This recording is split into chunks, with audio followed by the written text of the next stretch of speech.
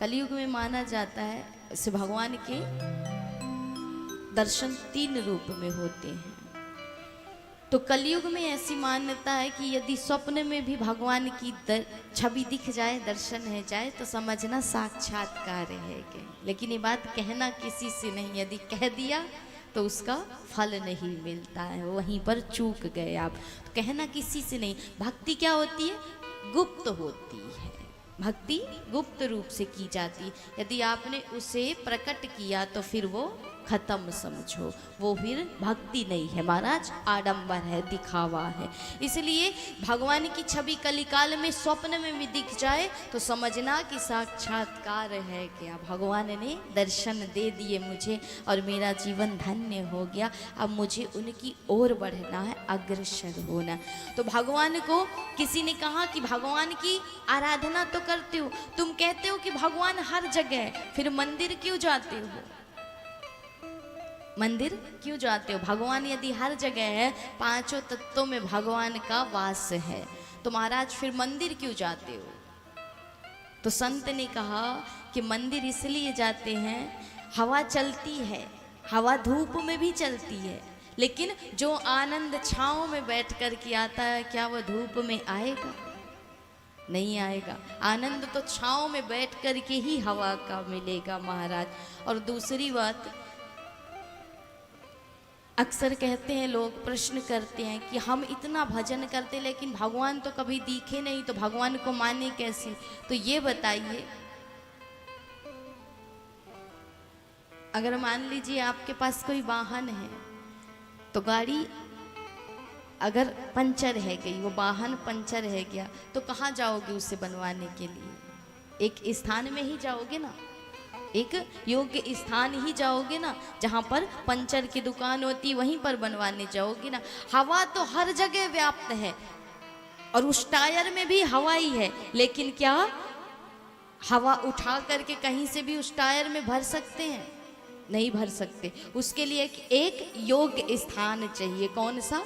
जो पंचर की दुकान हो, वहीं पर जाना पड़ेगा पंचर बनवाने के लिए। इसलिए कहा कि ये मन इन विकारों से इतना भरा पड़ा है महाराज कि इसे भगवान इस 5 तत्वों में दिखाई नहीं देते, इसलिए जीव मंदिर जाता है। इसलिए भगवान ने अपने आप को प्रतिमा में, मूर्ति में, पत्थर में तराश दिया, ताकि किसी प्रकार मन लगे ये मन मुझसे जुड़ा रहे।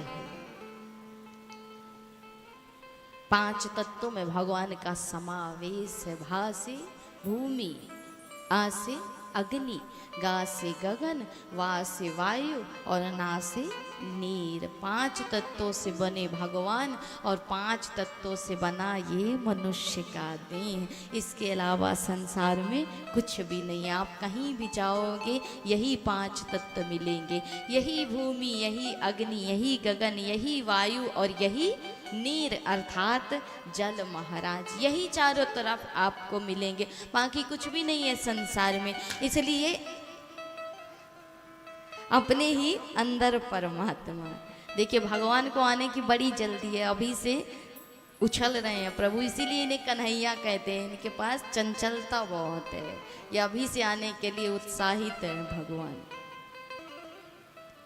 तो भगवान हर जगह व्याप्त है, मात्र उन्हें महसूस करने की आवश्यकता, खोजने की नहीं, खो जाने की आवश्यकता है महाराज। भगवान हर जगह निहित हैं और उसी भगवान की प्राप्ति के लिए, अपने कर्म को सुधारने के लिए आपके साथ सिर्फ 2 ही चीज़ें जाती हैं साथ में मृत्यु के बाद। एक आपके द्वारा किया गया परमार्थ और दूसरा ये भगवत प्राप्ति महाराज। ये कथा, ये सत्संग जो है, यही साथ में अंत समय में जाता है।